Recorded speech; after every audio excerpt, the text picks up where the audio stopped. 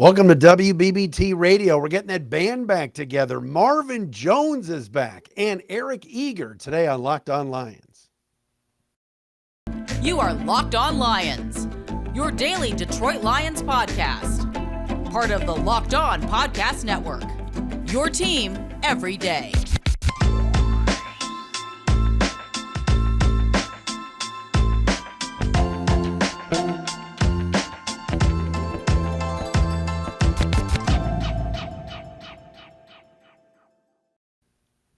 What's good, everybody? Matt Dery with you. It's Locked On Lions on the Locked On Podcast Network, your team every day indeed on this, a Wednesday, March 29th and a Thursday, March 30th.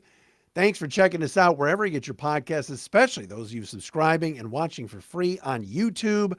We are here on this Wednesday to discuss Detroit Lions football, and man, oh man, breaking news this hour as we record.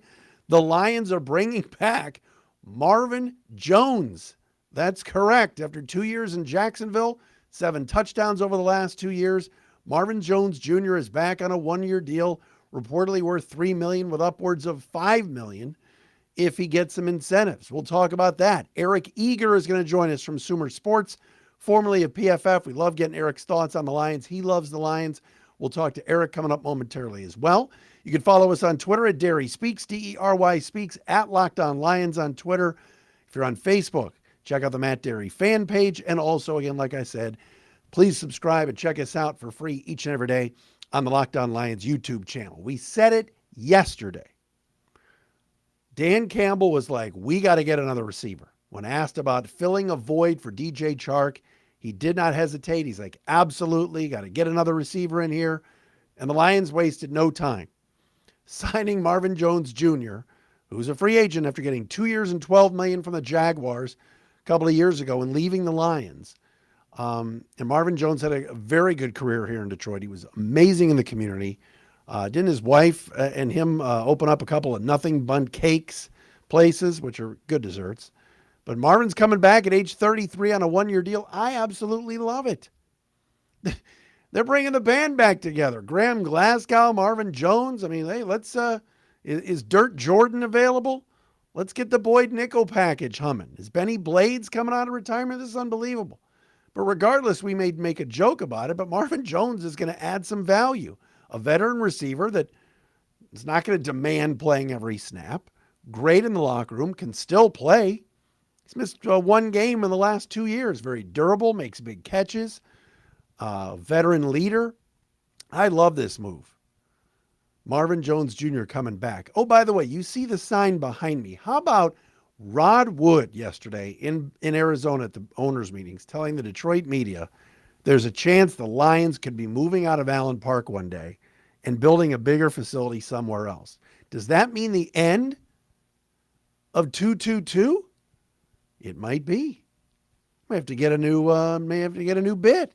How about that? I don't know. I'm all over the place today. Eric Eager is going to join us from Sumer Sports. Love the pickup of Marvin Jones. We got a wild and wacky mock draft that I'm going to bring up tomorrow on the show. Another one with a trade in there. But I'm going to wait till tomorrow. But we're going to talk to Eric Eager and get his thoughts on the Lions. I love this Marvin Jones pickup, but we are brought to you today by our friends at FanDuel. NCAA tournament is heating up. We're to the Final Four this Saturday. No better place to get in on the action than FanDuel, America's #1 sportsbook. It's because right now FanDuel is giving new customers a no-sweat first bet up to $1,000. That's up to $1,000 back in bonus bets if your first bet doesn't win. Just go to FanDuel.com/lockedon and sign up today to claim your no-sweat first bet. That's FanDuel.com/lockedon. Go there now. You can wager on everything. Money line, point spreads, 3-pointers made, all of that stuff. And it's all on an app that is safe, secure, and super easy to use. So don't miss your shot at no sweat first bet up to $1,000 at FanDuel.com/lockedon. Go there to sign up. Make every moment more with FanDuel. Always love talking to this guy. Eric Eager is with us. Sumer Sports now, of course, formerly of PFF. And check out Eric's stuff along with Thomas Dimitroff. They do great work, and it's all over Twitter at Eric Eager _. What's up, E? How are you, buddy? I'm having a fun off season. The draft is quickly approaching, and I think what's really cool is the Lions are front and center. And the Lions team that I grew to really like last year is front and center now. You did. You were all over this team last August. I know you loved them last summer and always hashtag and restore it. Now, you're looking at over-unders of 9.5 wins for this season. Can you believe this, Eric? They won 3 games 2 years ago. Yeah, well, and win total last year in the 6.5, 7 range. They were like 4-1 to go to the playoffs, and now they're plus 150-ish, to win their own division now. First time since '92 that they've been favored to win that division. Which is, ironically, of course, coming off of their first ever, their second to last division title. And, it's looking good. And the division, you think about, Green Bay obviously deciding how to offload Rodgers, the Bears, I think probably a year away realistically, in Minnesota. I think their win total 8.5. I think the market has long since caught up to the fact that Kevin O'Connell's team is maybe a little bit overrated. So the Lions are kind of in a driver's seat in an NFC where there aren't truly a lot of elite teams. A lot of big moves for Brad Holmes in free agency, bigger than his first 2 years. And that's not a knock on Brad, but he was more conservative this time around. What stood out for you in free agency? It's not done yet, but what did you like the first couple of weeks? Yeah, one of the teams that has emerged as an elite team in the NFL is the Bengals, right? And I think one of the underrated parts of them building was you look at their secondary. They got Trey Waynes, they got Von Bell, they got Mike Hilton, Chidobe Awuzie, Eli Apple, Trey Flowers, Ricardo Allen. They got a bunch of players into the mix that have all played in the NFL. Not a lot of big names, right? And in fact, not every one of them worked. But when you have, the bounty of hitting on some players at premium positions, Detroit has Amon-Ra St. Brown, Aiden Hutchinson, to an extent, Jeff Okudah, you're going to have a surplus, and you can go out there and fortify some of the weak link systems like secondary. So they go and they get Cam Sutton, they go and get, Chauncey Gardner-Johnson, Emmanuel Mosley. And I think none of those guys are great in and of themselves, but the collection of those players is really going to keep this defense from being really poor. You turn the math into okay, I need some subset of these guys to be good, not I need every one of these guys to be good, which was what their, really what their gamble was the last few years with this defense. Analytically, which is what you guys at Sumer Sports kind of really look at, where do you see Chauncey Gardner-Johnson fitting? Obviously, they played a lot of 4-2-5 last year, but how do you like kind of that fit with Aaron Glenn and what the Lions are trying to do defensively? Yeah, I think he's probably going to be the force multiplier safety, nickel role that you've seen Tyrann Mathieu play in this league. You've seen, a lot of bigger guys who in itself isn't all that valuable. Nickel corner in and of itself isn't all that valuable, which is why I think you got a relatively low price on Chauncey Gardner. The guy that can kind of play both. So when you're in base defense, he plays, free or strong safety, and in the nickel, he plays, kind of down into that slot role. I think that can be really valuable. And then you sort of buffer some of the, issues you have at cornerback, right? Where you can have Mosley, Sutton, and Okudah kind of battle for those outside spots. That's where I see it. Kirby Joseph, of course, out of Illinois, a great rookie year, sort of filling out the rest of that group.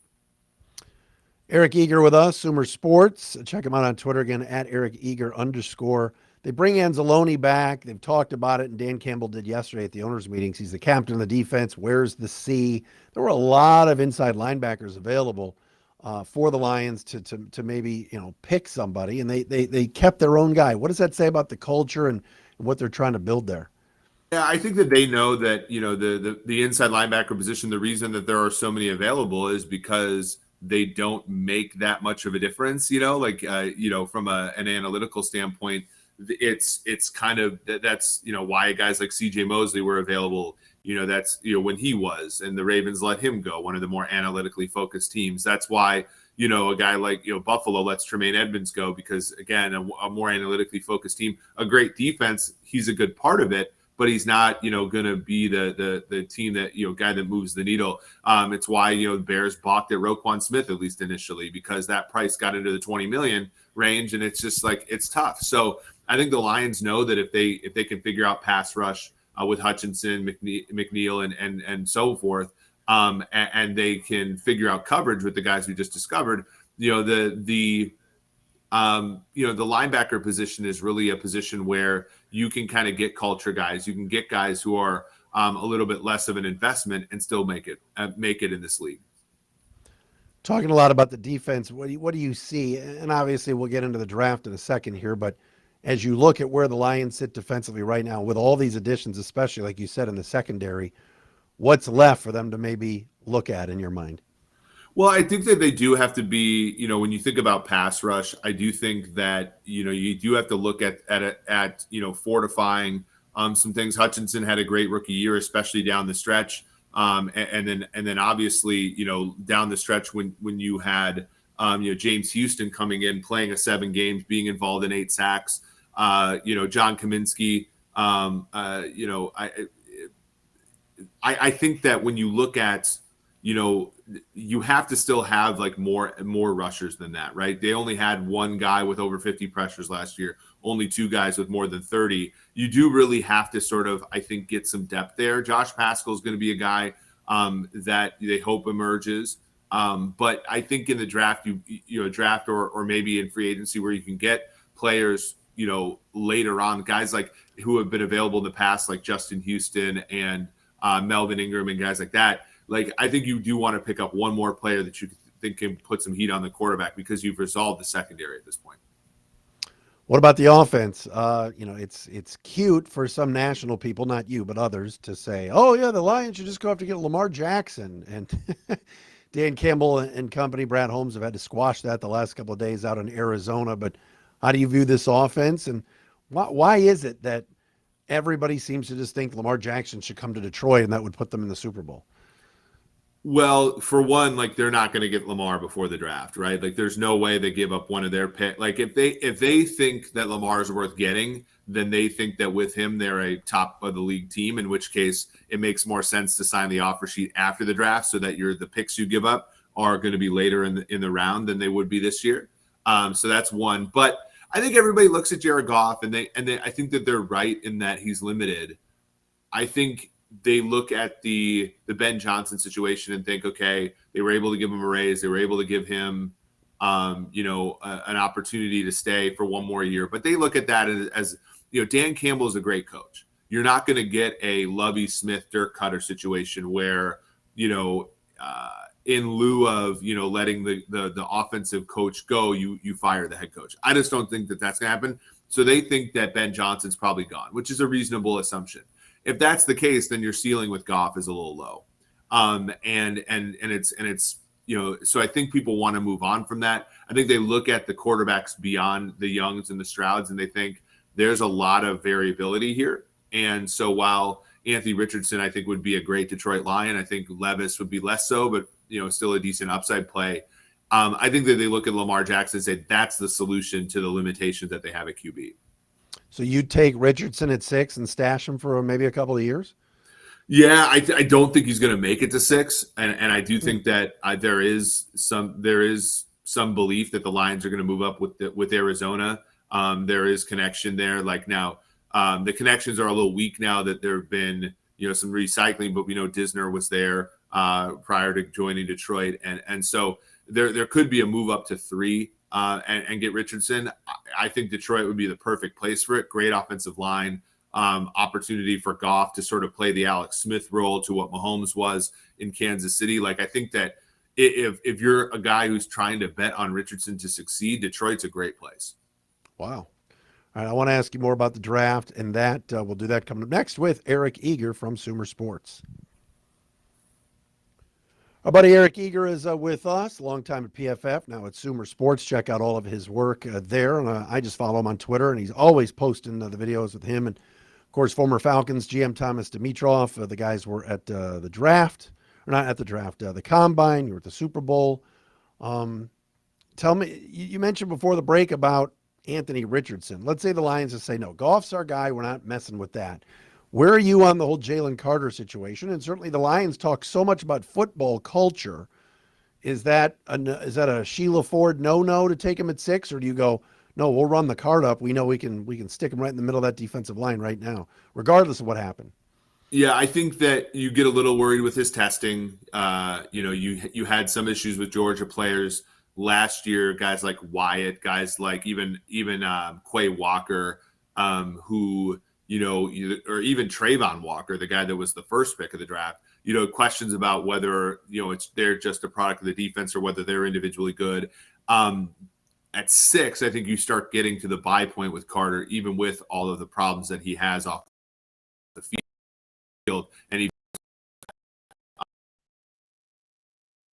after what happened at the combine where he had to leave and come back, I think that's one where you think about, their interior defensive line. Ali McNeil played wonderfully in the second half last year, but there were games, the Carolina game, I think about the Seattle game, where they just simply couldn't stop the run. I think having a player there with some girth would really help them. So that is one where if they're not thinking about quarterback, I do think that that's a position where they could go. The other one that I talk about edge players, I know they have some, they have good depth at edge, but like you could always use a little bit more as like Tyree Wilson from Texas Tech is a big physical guy that can play kind of inside outside that, if you pair him with Hutchinson, now you're looking at 2 top 6 picks, rushing from the edge for the future. I think that they'd like that as well. Do you see any scenario, and Campbell talked about this yesterday, someone asked him about losing DJ Chark. They're obviously elevating Jamison Williams. They expect him to be better this year and certainly now healthy with a full offseason. But could you see a receiver at 18? Could you see the Lions going offense for one of these 2 first-round picks? Or do you say, you get your receiver in the second round, they've got 2 picks there too? Yeah, and wide receivers in the second round, generally speaking, do about as well as wide receivers, past pick 10. And so just statistically speaking, there's just a lot of variance there. This is a team where they don't need a wide receiver to step in and be the everything. You can be because they have Williams and Amon-Ra St. Brown and Khalif Raymond. They just need that guy to fit in. Pick might make more sense, but if it's Jackson Smith the Jigba or somebody like, let's say he falls because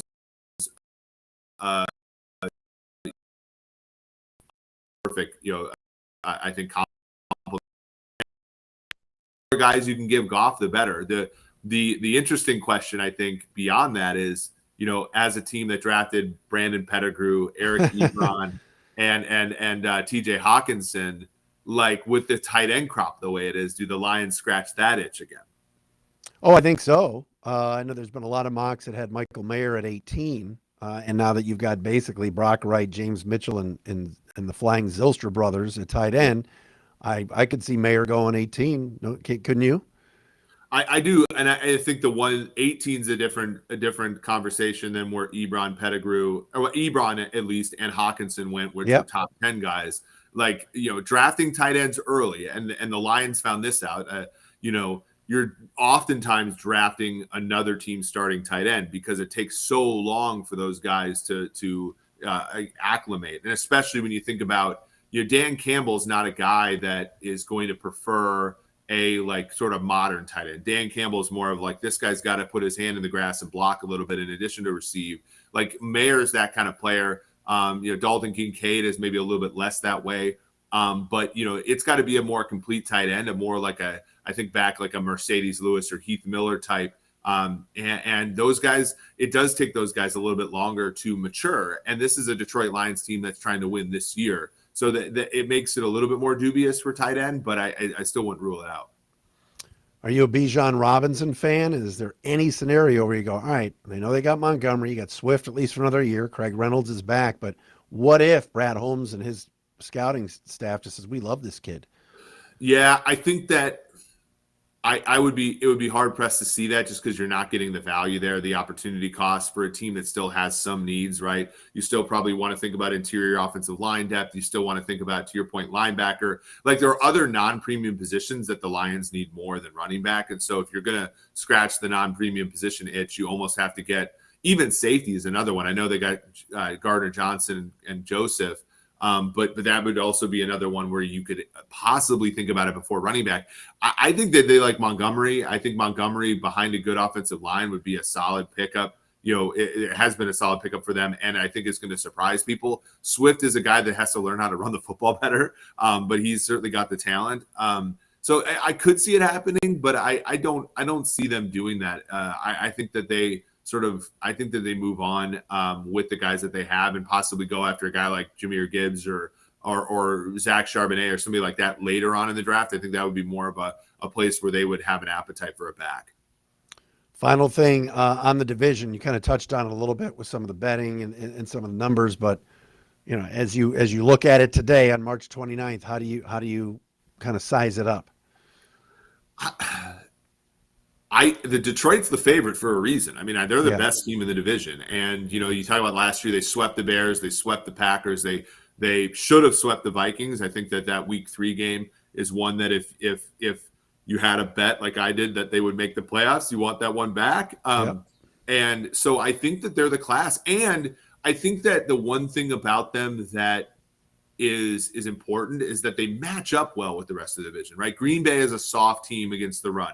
They're a soft team on both lines of scrimmages. The Lions are not. They're a tough team, especially on the offensive side of the ball. The Vikings, they can't cover anybody in that secondary, and the Lions come at you with 3-4. I think after the draft, they'll come at you with 3 or 4 guys that can really run down the field and stretch a defense. And then Chicago, Chicago struggles passing, and the Lions up until this point have struggled covering the pass, and that's really been why the Lions were able to take care of the Bears a couple times last season. So I think they match up well. I think if you're Detroit, and again, famous last words, but you think about the Eagles and the Cowboys and the Niners are really you think the class of the NFC. I think Detroit should slot right in there and hope that right now you can make a case that they're the 4th best team in the NFC. And, with some of the defections, Kellen Moore from Dallas, obviously the Eagles lost a lot of players as well. The Niners don't even know who their quarterback is. I mean, there's a good chance that the Lions could be competing for the bye in the NFC. Oh, Eric, music to the fans' ears, man. But you've been on it for a couple of years. Always love our conversations. Thanks for doing it. Hey, thanks for having me. Eric Eager with us. It's a Wednesday edition of Locked On Lions. Check out his work at Sumer Sports, SUMER sports.com, and on Twitter right here on another edition of Locked On Lions.